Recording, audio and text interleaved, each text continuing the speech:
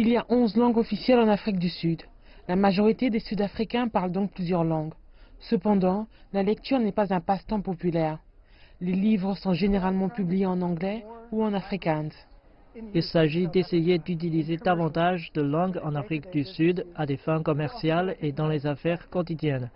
Nous avons de nombreuses langues intéressantes dans ce pays et pourtant nous n'en utilisons que quelques-unes dans les interactions quotidiennes. Nous espérons encourager la lecture dans ces langues à la maison, ce qui aura des effets positifs sur la compréhension et les réussites futures.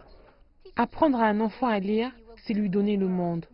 Peu importe la langue dans laquelle le livre est écrit, il ouvre des portes et donne aux enfants un sentiment d'appartenance.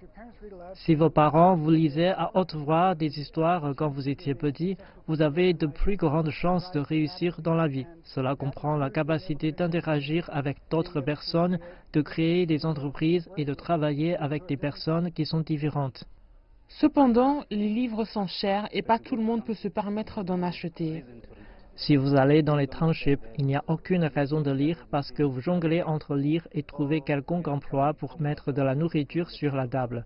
Donc jusqu'à ce que les grandes entreprises, les librairies s'investissent réellement en allant sur le terrain pour comprendre la culture des townships, il faudra un peu de temps pour que les individus dans les townships réalisent l'importance de la lecture.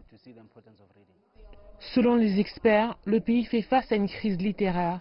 Ceci inquiète notamment les jeunes. Nous sommes dans une situation où nous avons 8 enfants sur 10 qui ne comprennent pas ce qu'ils lisent. C'est de ça qu'il s'agit réellement. Nous étions dans cette situation il y a 10 ans, mais nous avons constaté que très peu de changements et c'est inquiétant.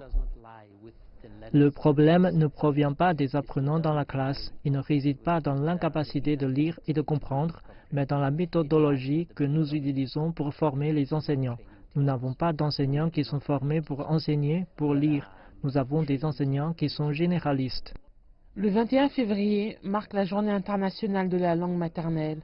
Les organisateurs de la campagne espèrent que cette initiative va encourager la lecture dans toutes les langues sud-africaines.